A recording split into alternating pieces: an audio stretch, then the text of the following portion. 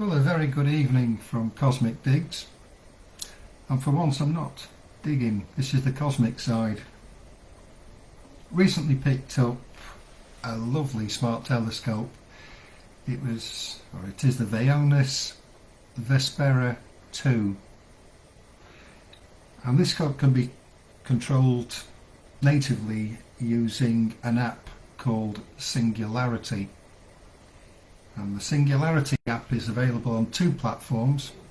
It is on Android and it is on iOS for Apple devices. But I wanted to connect it to the PC.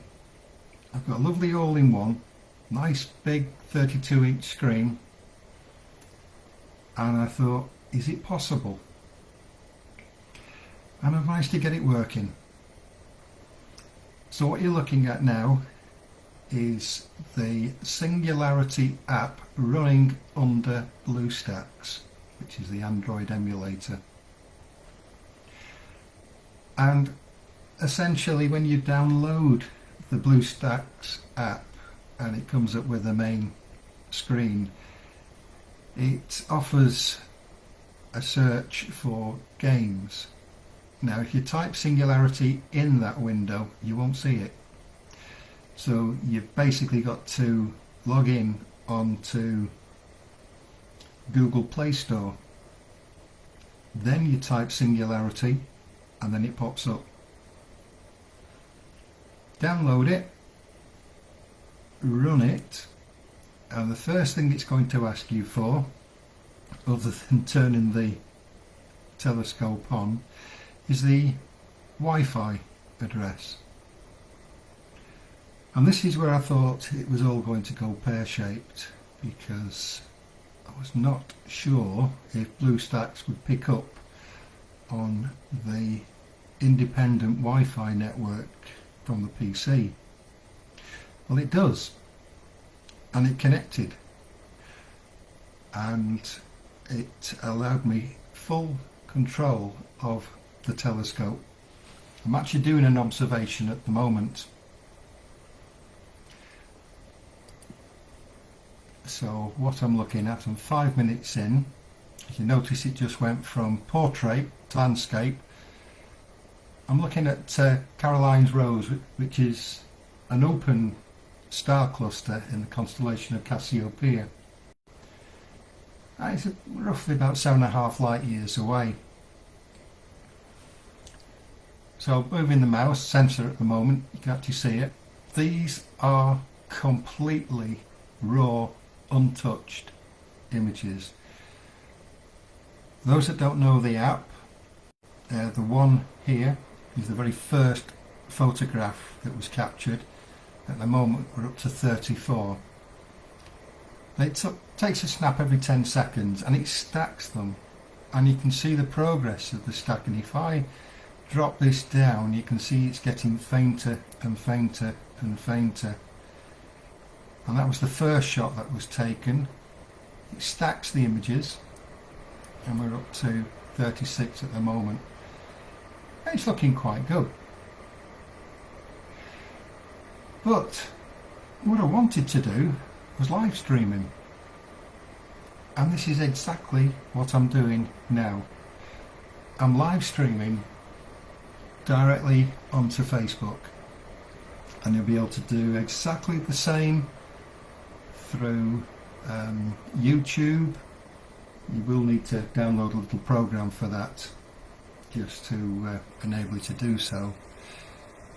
But here is where I've done things slightly different. The Wi-Fi network is connected directly to the telescope. To maintain internet for live streaming, I'm connected via a LAN interface.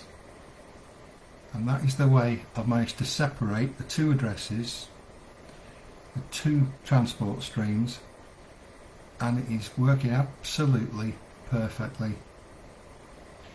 So I'm sharing this just in case there are others that are wondering, how on earth do I go about putting this onto a PC? Because I think a lot of people out there will be thinking, I don't want to go outside, it's only 3 degrees, but I do want to see the images come up onto the screen itself. Now my Wi-Fi network is a mesh system. What I will need to do is just to see how far away I can connect to the telescope. Now I have a remote observatory called the Mustang Observatory, and that is a good distance away from the house, and I've actually found the coverage of the mesh network is roughly about an acre. If that follows suit and I can pick up the telescope, say at the end of the garden or various places of the garden, it will be absolutely ideal, because gardens have got trees, they've got objects, they've got the house, they've got things in the way, but having a capability to move the scope around those to look at a target of interest, it's a game changer. So it's only a 6-minute video, but any comments please leave below. It's more verbal this than a step-by-step tutorial of how to connect, but it really was straightforward, and I think the important thing to note is running 2 networks, a wireless network direct to the scope, a LAN network to retain your connection to the internet for doing streaming. I hope that helps. I'm going to stop this little capture as well at the moment. Here we go. Stop observation. It should give me an option to save the TIFF, export in the TIFF. That should allow me to save the images. There's 2 which I've done earlier. Quick escape out of those. Back to the window itself, and it switches from landscape to portrait, but everything's working as it should. So absolutely delighted. I'm also really down on the battery as well. Okie dokie. Thanks for watching.